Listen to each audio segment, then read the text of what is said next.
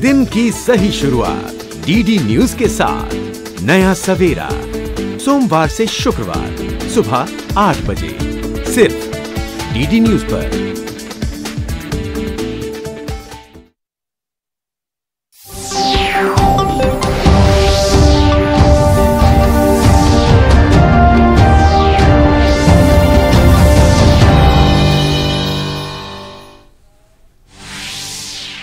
उत्तर प्रदेश में मंत्रिपरिषद की पहली बैठक के बाद मुख्यमंत्री योगी आदित्यनाथ ने की मुफ्त राशन योजना को 3 महीने तक बढ़ाने की घोषणा। राज्य के 15 करोड़ लोगों को मिलता रहेगा मुफ्त राशन।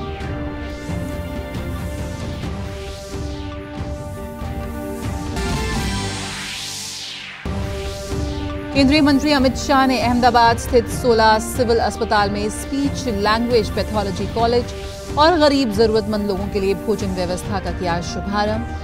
साथ ही कलोल के भोयान मोती में कैंसर जागरूकता अभियान की भी की शुरुआत।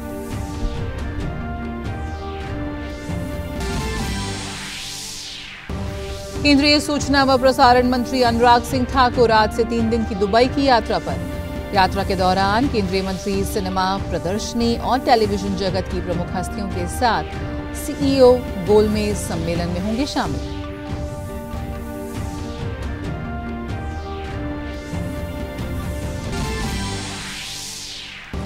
अमेरिका के राष्ट्रपति जो बाइडेन आज पोलैंड के राष्ट्रपति से यूक्रेन संकट से उपजे हालातों पर करेंगे चर्चा। अमेरिका ने कहा रूस पर गैस की निर्भरता कम करवाने के लिए यूरोपीय यूनियन को इस साल 15 मिलियन क्यूबिक मीटर प्राकृतिक गैस की करेगा आपूर्ति।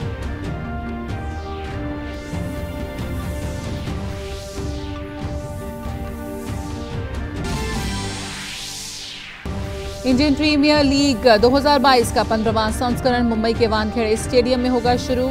उद्घाटन मुकाबले में गत विजेता चेन्नई सुपर किंग्स पिछले साल की उपविजेता कोलकाता नाइट राइडर्स से होगी भिड़ंत। इस सीजन में लखनऊ सुपर जायंट्स और गुजरात टाइटंस 2 नई टीमें भी उतरेंगी मैदान पर।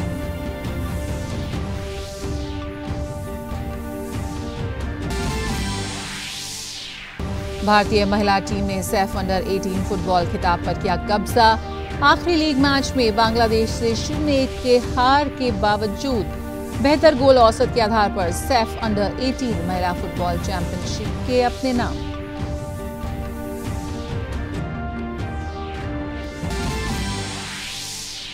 स्विस ओपन बैडमिंटन चैंपियनशिप में भारत की स्टार खिलाड़ी पीवी सिंधु महिला सिंगल्स के सेमीफाइनल में पहुंची। वहीं पुरुष सिंगल्स में एचएस प्रणॉय, किदाम्बी श्रीकांत ने भी सेमीफाइनल में बनाई जगह।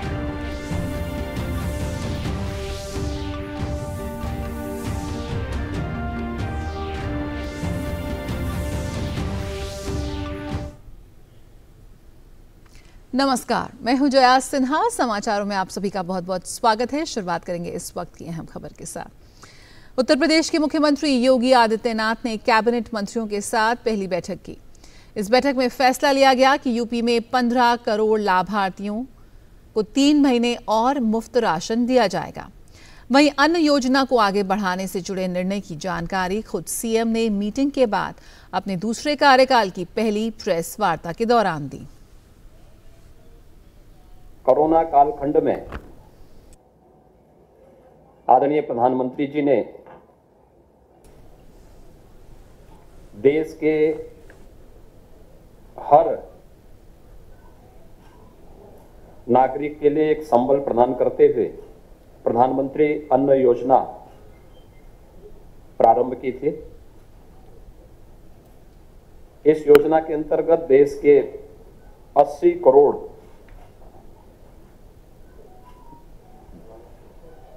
जनता जनार्दन इसका लाभ ले रही थी और अप्रैल 2020 से लेकर के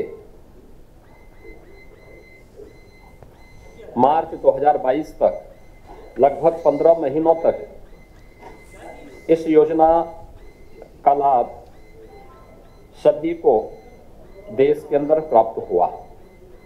आज मंत्रिमंडल ने निर्णय लिया है कि अगले 3 महीनों के लिए इस योजना को प्रदेश के सभी 15 करोड़ लोगों के लिए फिर से हम लोग लागू करेंगे। और उत्तर प्रदेश की राज्यपाल आनंदीबेन पटेल ने मनोनीत प्रोटेम स्पीकर वरिष्ठ विधानसभा सदस्य भाजपा के रमापति शास्त्री को प्रोटेम स्पीकर पद की शपथ दिलाई है।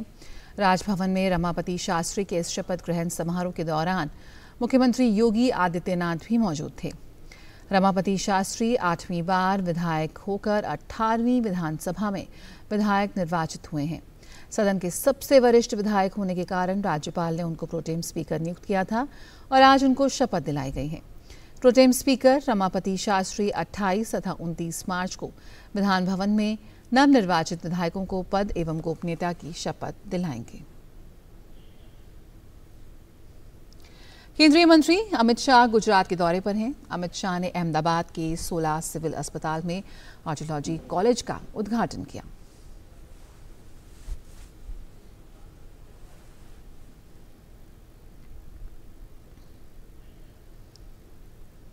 केंद्रीय गृह मंत्री अमित शाह ने कलोल के भोयान मोती में आज कैंसर जागरूकता अभियान कार्यक्रम में दीप प्रज्वलित कर कार्यक्रम की शुरुआत की। आंगनवाड़ी कार्यकर्ताओं और आरोग्य विभाग के कर्मियों के लिए कैंसर की जांच और निदान के लिए इस कार्यक्रम की शुरुआत की गई।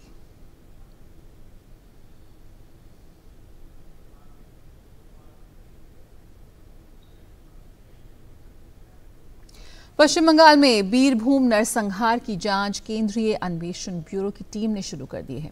कल रात प्राथमिकी दर्ज करने के बाद आज सुबह सीबीआई की 30 सदस्यीय टीम घटनास्थल पर पहुंची। सीबीआई की डीआईजी अखिलेश सिंह के नेतृत्व में गठित टीम पूरे नरसंहार की जांच करेगी। सीबीआई ने कल रात ही जिला पुलिस अधीक्षक नरेंद्र नाथ त्रिपाठी को एक ईमेल भेजकर एफआईआर की कॉपी और जांच रिपोर्ट मांगी थी। जिला पुलिस ने तुरंत मांगे गए दस्तावेज ईमेल के जरिए सीबीआई को दे दिए थे। इसके बाद सीबीआई ने 10 गैर जमानती धाराओं के तहत एफआईआर दर्ज की है। आज सुबह रामपुर हाट थाने में सीबीआई के अधिकारियों के पहुंचने से पहले राज्य सरकार की एसआईटी भी थाने पहुंच गई थी। केंद्रीय जांच अधिकारियों ने एसआईटी के सदस्यों से केस से संबंधित सारे दस्तावेज ले लिए हैं। सीबीआई टीम बगटुई गांव पहुंच गई है और अब ये टीम 8 लोगों को जिंदा जलाने के मामले में जांच पड़ताल करने के साथ ही प्रत्यक्षदर्शियों से भी बात करेगी। उड़ीसा में शहरी स्थानीय निकाय के लिए हुए चुनाव के लिए मतों की गिनती जारी है। भुवनेश्वर, कटक और बहरामपुर नगर निगमों सहित 109 शहरी स्थानीय निकायों के लिए 1899 पार्षदों, 106 अध्यक्षों और महापौरों के लिए 24 मार्च को चुनाव हुए थे। कड़ी सुरक्षा व्यवस्था के बीच आज सुबह 8 बजे मतों की गिनती हो रही है। मतगणना के शुरुआती रुझानों में बीजेपी पहले स्थान पर और भाजपा दूसरे स्थान पर चल रही है। भुवनेश्वर में मतों की गिनती 2 घंटे की देरी से शुरू हुई। परीक्षा पे चर्चा का 5वां संस्करण 1 अप्रैल को नई दिल्ली स्थित तालकटोरा स्टेडियम में आयोजित होने जा रहा है। कार्यक्रम के दौरान प्रधानमंत्री मोदी छात्रों, शिक्षकों और अभिभावकों के साथ बातचीत करेंगे और परीक्षा के तनाव को कम करने का मंत्र देंगे। प्रधानमंत्री ने अपने ट्वीट संदेश में कहा कि परीक्षा पे चर्चा संवादात्मक कार्यक्रम हमें परीक्षा, अध्ययन और जीवन के विभिन्न पहलुओं के बारे में बात करने का अवसर देता है। पीएम मोदी ने एक वीडियो भी साझा की है।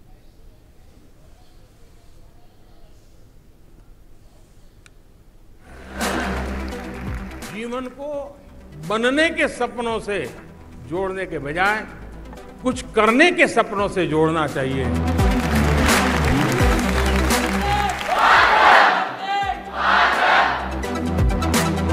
क्वेश्चन पेपर को देखकर ही हम अचानक से सब कुछ भूल जाते हैं। सिर्फ परीक्षा के अंक ही जिंदगी नहीं है। बच्चे ने आके कह दिया हो कि टीचर ने मुझे डांटा, बस हो गया।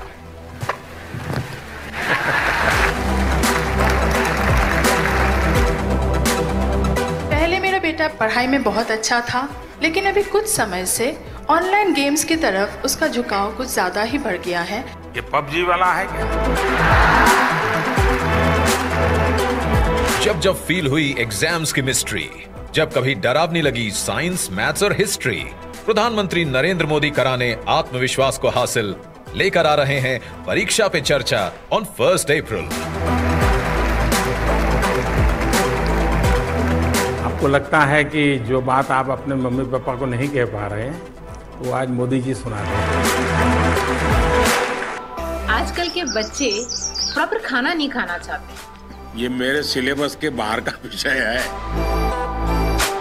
अच्छा, तो आपको मेमोरी की जड़ी बूटी चाहिए? जी सर। प्रधानमंत्री जी का उत्तर मेरे और मेरे मित्रों के लिए काफी लाभदायक साबित हुआ, तो मैं आप सबको भी ये सजेस्ट करना चाहूंगी कि आप भी पीपीसी 2022 में भाग लें, ताकि आप भी पीएम सर से मिलकर अपने प्रश्नों का उत्तर पा सकें। लॉग इन करें students, parents, teachers, Narendra Modi app या mygov.in पर। बेस्ट एंट्री को मिलेगा golden chance prime minister Narendra Modi से सवाल पूछने का या बातचीत करने का। Don't miss to participate. परीक्षा पर चर्चा 1 अप्रैल 2022। तो जरूर शामिल हो, हिस्सा बने परीक्षा पे चर्चा 2022 का। और प्रधानमंत्री नरेंद्र मोदी 30 मार्च को 5वें बिम्स्टेक शिखर सम्मेलन में भाग लेंगे। वर्चुअल मोड में आयोजित हो रहे इस शिखर सम्मेलन की बैठक की मेजबानी बिम्स्टेक का वर्तमान अध्यक्ष श्रीलंका कर रहा है। शिखर सम्मेलन की तैयारी के लिए बिम्स्टेक की वरिष्ठ अधिकारियों की बैठकें 28 मार्च को होंगी और उसके बाद 29 मार्च को बिम्स्टेक के विदेश मंत्रियों की बैठकें होंगी। इस शिखर सम्मेलन में नेताओं द्वारा कोविड महामारी संबंधी चुनौतियों और अंतर्राष्ट्रीय प्रणाली के भीतर अनिश्चितताओं सहित तकनीकी और आर्थिक सहयोग को अगले स्तर तक ले जाने के लक्ष्य पर विचार विमर्श होने की उम्मीद है। साथ ही बिम्स्टेक समूह के बुनियादी संस्थागत ढांचे और तंत्र की स्थापना पर चर्चा होने की भी उम्मीद है। प्रधानमंत्री नरेंद्र मोदी के जीवन से करोड़ों लोग प्रेरित हो रहे हैं। स्वयंसेवी संस्था द्वारा उन लोगों की प्रेरक संस्मरण और कहानियों को शामिल करते हुए राष्ट्रपिता महात्मा गांधी की पोती सुमित्रा गांधी कुलकर्णी ने मोदी स्टोरी का उद्घाटन किया। कहानियों से प्रेरित हस्तियों की पीएम मोदी जी से न सिर्फ मुलाकात हुई, बल्कि वे उनसे प्रभावित भी हुए हैं। न्यू इंडिया, एक श्रेष्ठ भारत के निर्माण के लिए हर भारतीय के प्रयासों की गाथा। इसके मूल में कार्यों और आकांक्षाओं को उड़ान देने की प्रेरक शक्ति है नरेंद्र मोदी।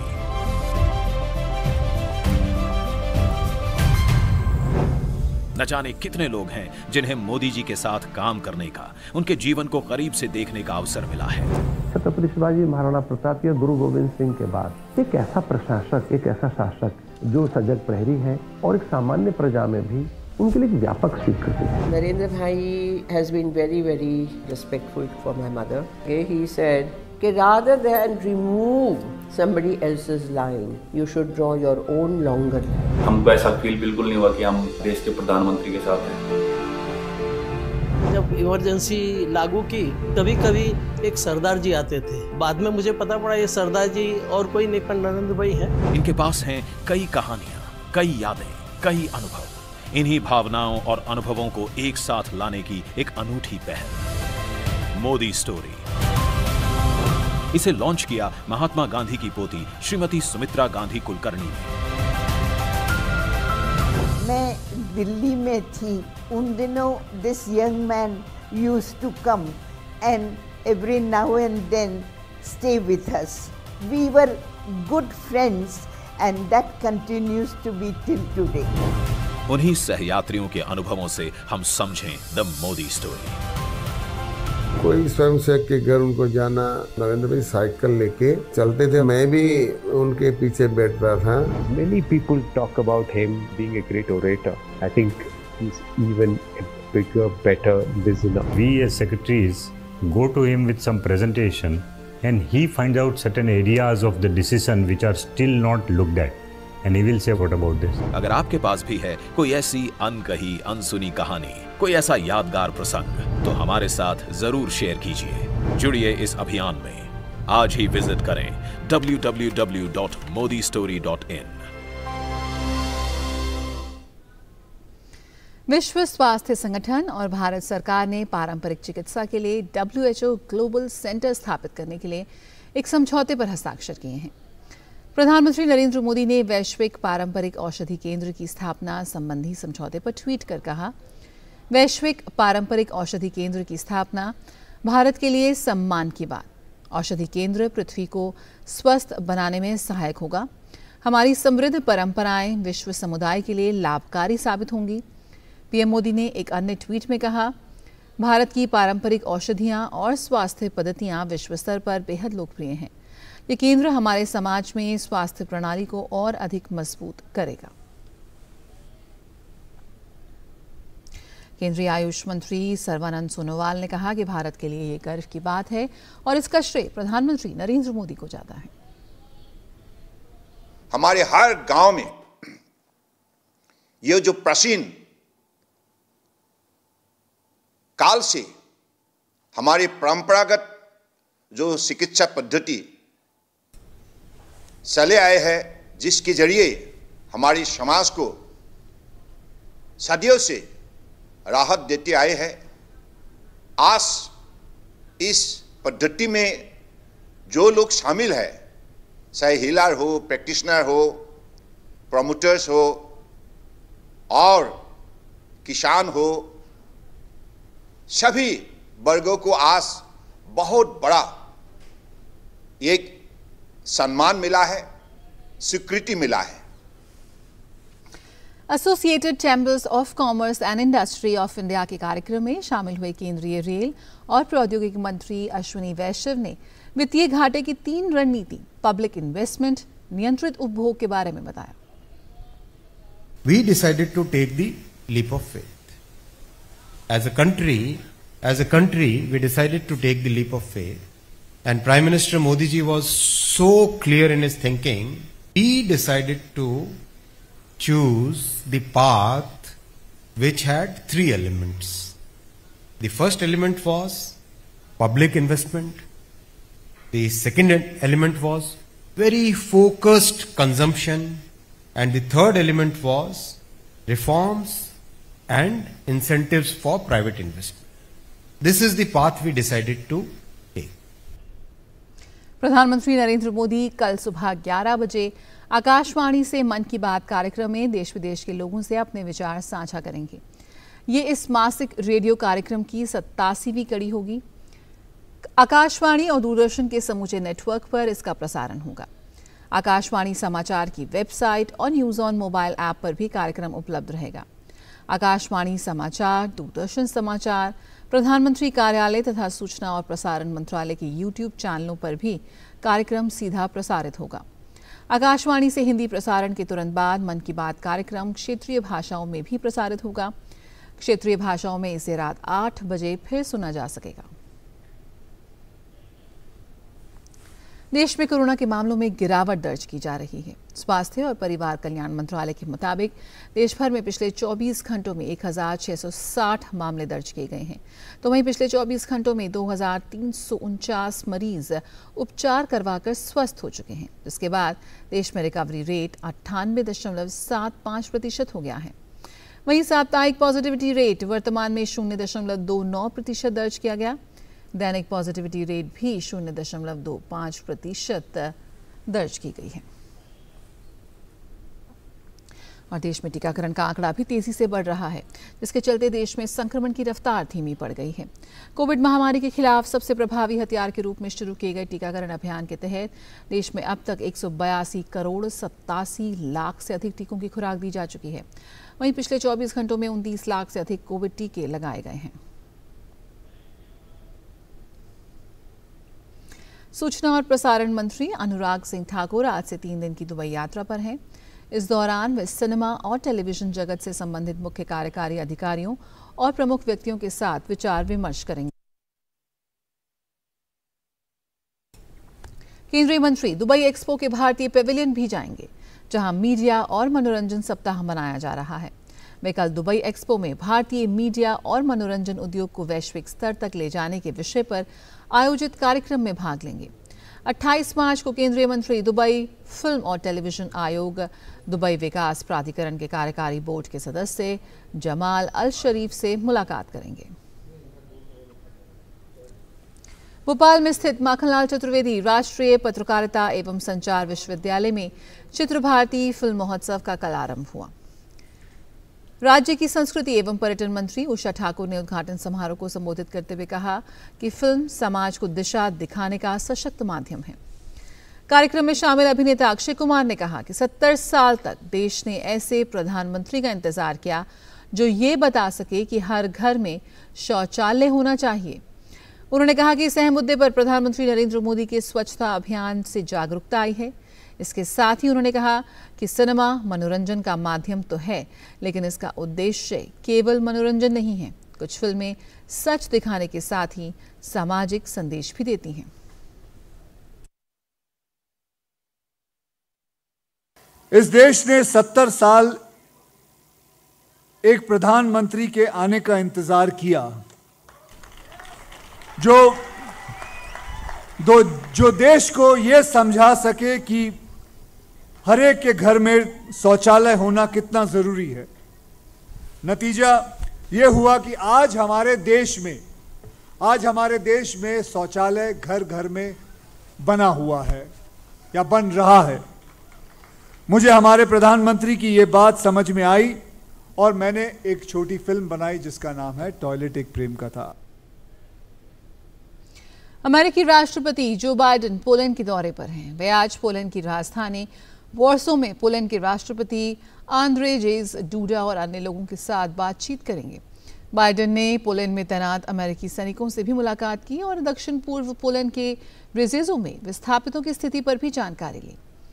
गौरतलब है कि पोलैंड में 1 महीने पहले रूस के हमलों से लाखों लोग विस्थापित हुए शरण लिए हुए हैं। वे शुक्रवार दोपहर को दक्षिण पूर्वी पोलैंड के सबसे बड़े शहर ब्रेजेजो के हवाई अड्डे पहुंचे, जहां से यूक्रेन की सीमा 1 घंटे की दूरी पर है। संयुक्त राज्य अमेरिका और यूरोपीय संघ ने रूसी ऊर्जा पर महाद्वीप की निर्भरता कम करने के लिए एक नई साझेदारी की घोषणा की है। अमेरिकी राष्ट्रपति ने कहा कि रूस के राष्ट्रपति पुतिन ऊर्जा का उपयोग अपने पड़ोसी देशों के विरुद्ध करते हैं। बाइडेन ने कहा कि उन्होंने यूरोपीय संघ के साथ साझेदारी की घोषणा से रूसी ऊर्जा स्रोतों पर यूरोप की निर्भरता कम करने के साथ साथ महाद्वीप की गैस की समग्र मांग भी कम हो जाएगी। योजना के अंतर्गत अमेरिका और अन्य देश इस साल यूरोप को तरल प्राकृतिक गैस के निर्यात में 15 अरब क्यूबिक मीटर की वृद्धि करेंगे। इसके अलावा वे स्वच्छ ऊर्जा के साथ गैस बुनियादी ढांचे को सशक्त बनाकर और मीथेन रिसाव को कम कर अपने जलवायु लक्ष्यों को प्राप्त करने की कोशिश करेंगे।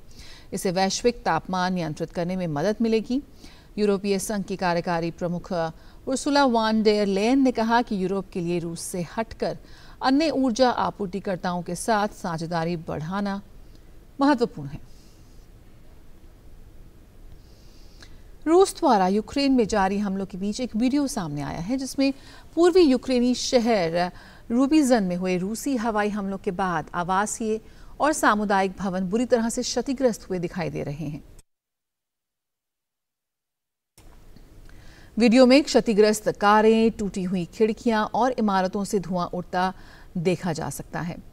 लुहांस्क इलाके के रूबिजन अभी भी यूक्रेनी और रूसी सेनाओं के बीच लड़ाई जारी है। इस बीच रूस ने शुक्रवार को कहा कि उसके सैन्य अभियान का पहला चरण लगभग पूरा हो चुका है और वह यूक्रेन के अलग हुए पूर्वी डॉनबास क्षेत्र को पूरी तरह से मुक्त करने पर ध्यान केंद्रित करेगा। रूसी रक्षा मंत्रालय ने कहा कि रूसी समर्थित अलगाववादियों ने अब यूक्रेन के लुहांस्क क्षेत्र में 93% और डोनेट्स्क क्षेत्र के 54% हिस्से को नियंत्रित किया है। उधर यूक्रेन ने दावा किया है कि उसने रूस के कब्जे वाले यूक्रेनी बंदरगाह बारियांस्क पर एक रूसी लैंडिंग जहाज और एक अन्य जहाज को नष्ट कर दिया है। शुक्रवार को जारी सैटेलाइट इमेज में दक्षिण पूर्वी बंदरगाह शहर में एक एलिगेटर क्लास लैंडिंग जहाज और एक जलता हुआ भंडारण टैंक दिखाई दिया।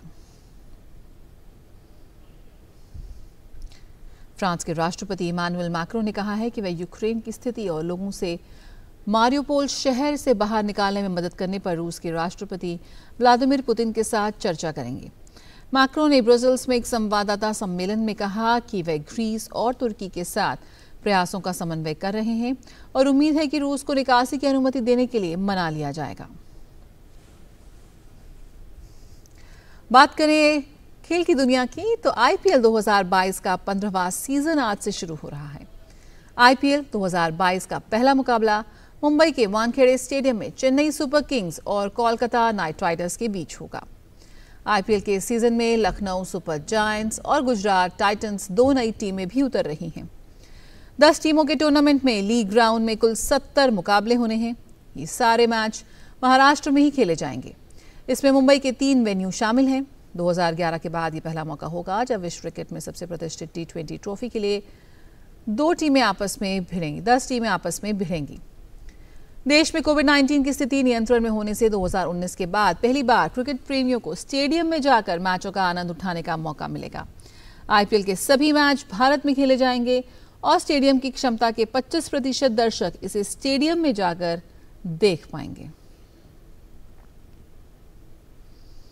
भारतीय महिला टीम सैफ अंडर 18 फुटबॉल के आखिरी लीग मैच में बांग्लादेश से 0-1 से हार गई, लेकिन बेहतर गोल औसत के आधार पर सैफ अंडर 18 महिला फुटबॉल चैंपियनशिप उसने अपने नाम किया है।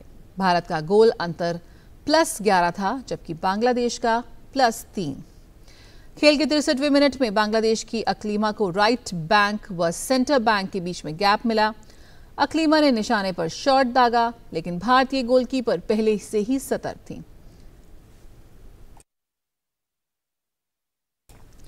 खेल के 70वें मिनट में भारत की अनीता को अच्छा मौका मिला था, लेकिन गेंद गोल पोस्ट के ऊपर से पार हो गई। 74वें मिनट में मेहमान टीम की मेहनत रंग लाई। लंबी दूरी से बांग्लादेश की फॉरवर्ड अकलीमा ने शानदार शॉट लगाया, जो भारतीय गोलकीपर पर चानू को छकाते हुए गोल पोस्ट में जा घुसी।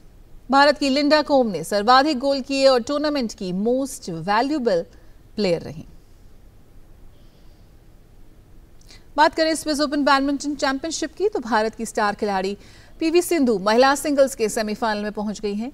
दूसरी वरीयता प्राप्त सिंधु ने कनाडा की 5वीं वरीयता प्राप्त मिशेले ली को 36 मिनट में 21-10, 21-19 से हराया। वहीं प्रणय ने राष्ट्रमंडल खेलों के पूर्व स्वर्ण पदक विजेता पारुपल्ली कश्यप को 21-16, 21-16 से मात दी। पूर्व विश्व चैंपियन सिंधु का सामना अब थाईलैंड की सुपानिदा केतेथोंग से होगा। वहीं पुरुष सिंगल्स में HS प्रणय और किदाम्बी श्रीकांत ने भी सेमीफाइनल में जगह बना ली है। वहीं प्रणय का सामना इंडोनेशिया के एंथोनी सिनिसुका जिटिंग से होगा। प्रकृति के महत्व के बारे में लोगों को जागरूक करने के लिए आज अर्थ आवर मनाया जाएगा। इस अर्थ आवर के दौरान रात 8:30 बजे से 9:30 बजे तक दुनिया भर में लोग अपनी इच्छा से अपने घर की गैर जरूरी लाइट बंद रखेंगे। अर्थ आवर को दुनिया भर में WWF यानी world wide fund for nature की ओर से हर साल मनाया जाता है। इस सालाना कार्यक्रम के तहत दुनिया भर के लोगों से अपील की जाती है कि वो बदलते मौसम और बदलते जलवायु को देखते हुए अपने घरों और ऑफिस की गैर जरूरी लाइट्स और बिजली से चलने वाले उपकरणों को लगभग 1 घंटे के लिए बंद रखें। इस बार अर्थ आवर की थीम है शेप आवर फ्यूचर। इसी के साथ इस बुलेटिन में इतना ही, लेकिन खबरों का सिलसिला जारी रहेगा। आप बने रहिए हमारे साथ। मुझे दीजिए इजाजत। नमस्कार।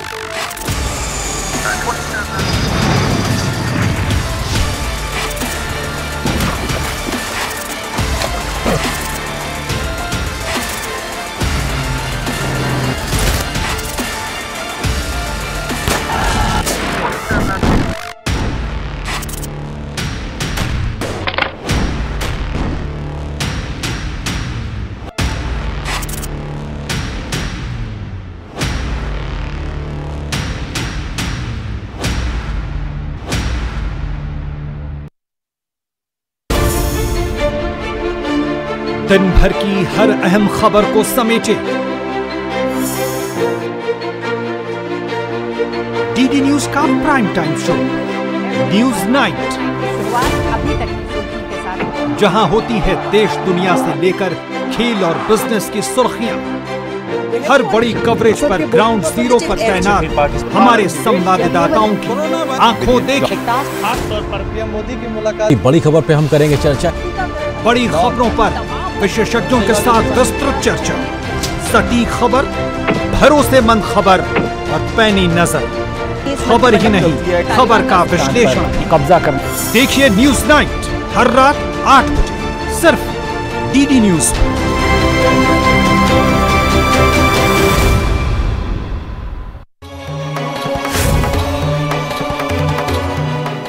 दूरदर्शन नेशनल पर सोमवार से शुक्रवार रात 9 बजे आप देखते हैं धारावाहिक बालकृष्ण। अब मैं तुझे खाकर अपनी भूख शांत करूंगी।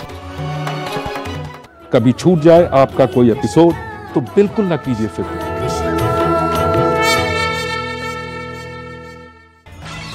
देखिए बालकृष्ण के पूरे हफ्ते के एपिसोड्स बैक टू बैक हर रविवार शाम 8:30 बजे से सिर्फ दूरदर्शन नेशनल पर।